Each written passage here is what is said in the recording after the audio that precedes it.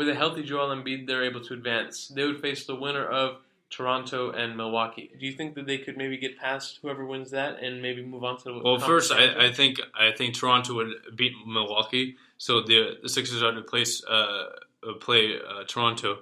And honestly, I don't think they would be able to beat Toronto. I think Toronto, even though they've had their bad experiences with the playoffs, I would trust the experience over the youth of the 76ers.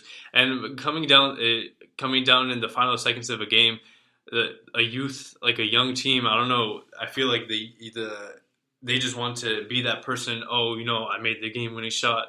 I mean, all kids want to do that. This is what everybody dreams of. But this is the NBA. It's not like rec league, but still, I think hopefully, like the egos don't kick in. But even though it's a young team, I feel like they would. The thing is, I would lean towards that in a normal situation, but in this case with the 76ers, their rookie Ben Simmons, he's not the type that will try and go for the last shot for himself and kind of like not look to get his teammates involved.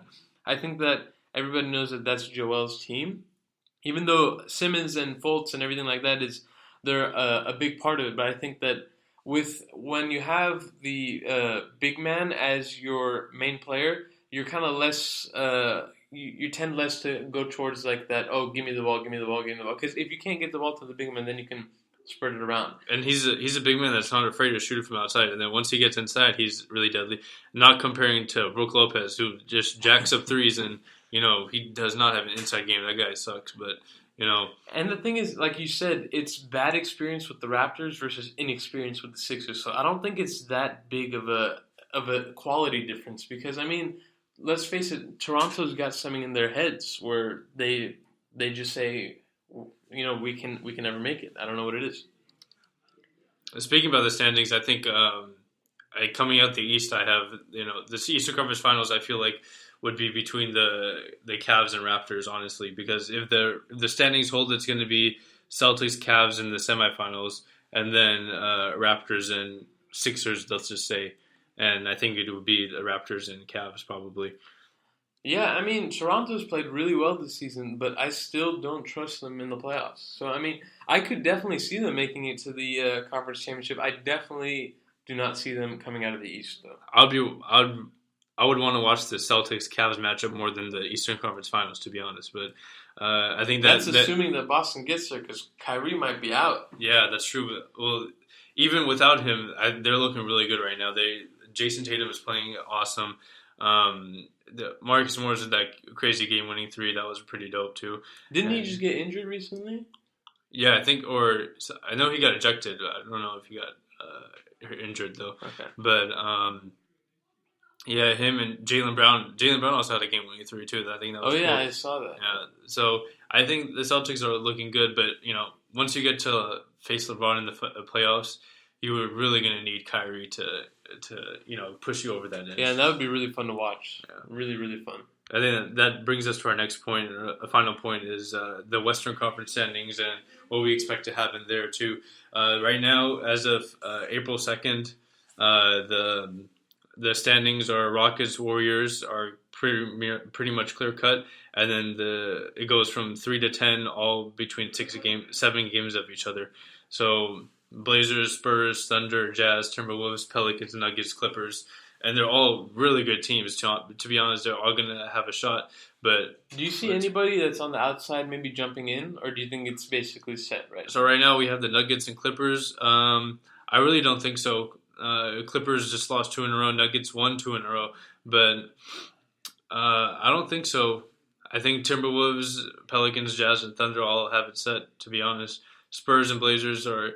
Spurs fell after a couple games to the 8th place, and now they're back up to 4th. Yeah, so it's really close. So that just shows, anything can happen. But even though there's a few games left, I think, depending on the schedules... it's going to be tough. I know the Spurs have a tough remaining schedule, and the Blazers, it really depends on how McCollum and Lillard play to see how they fare on the last few games. Okay, so just looking at it right now, the playoff seeding, we've got the matchups would look like Houston and the Pelicans, the Spurs and the Thunder, the Trailblazers and the Jazz, and then the Warriors and the Timberwolves. Is there any of those matchups you see where you could see maybe a potential upset? Maybe right now, when I'm looking at it, I think that Houston and Golden State, even though Golden State doesn't have Curry for the first round, I think they're going to take that one. So that leaves San Antonio, OKC, and Portland and Utah. I think that Portland-Utah series I think is both of really them are cool. going to go 7 games, to be honest. I don't know about 7 games because I feel like everybody, whenever it's a close matchup, everybody says 7 games, but I don't think it's actually going to go that far.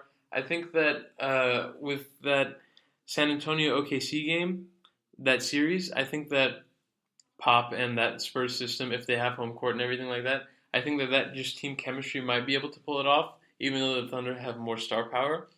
I don't know. It just depends. I think maybe if OKC just benches Melo, they might have a better shot. But it's all coming down the wire. It's going to come down to the last final day when the Nuggets play the Timberwolves, Spurs play the Pelicans. It's going to come all the way down to that final day to see what the final matchups are. So right now, this is just whatever it is. But I think it's pretty clear cut. We're going to have a Houston Golden State matchup in the Western Conference Finals anyway. I think this is the most parity we've seen specifically from the West in a long time. Remember that one year that Phoenix didn't make the playoffs when they won like 50 games or whatever? Oh, yeah. I think that even though we might not reach that, but right now it looks like the seed, like from the 4th seed to the 10th seed is all pretty close. Yeah. And, 4th to 10th is only 4 games, whereas 3 to 10 is 7 games. So I think Portland is pretty comfortable in their spot, but that 4 to 10 is going to be scary. It's going to be kind of cool to see how that plays out and everything. All right, guys, this was our pilot podcast. Hope you liked it. Feel free to leave any comments, concerns, any ways we can improve, anything you want us to talk about. Please make sure to click that subscribe button. Tell your friends. Right now, we're doing this for free. Hope to not be doing it for free for hopefully, yeah. Let's get some advertisers up in here, please. Yeah, ZipRecruiter, we're looking at you. All right, we'll see you guys next time.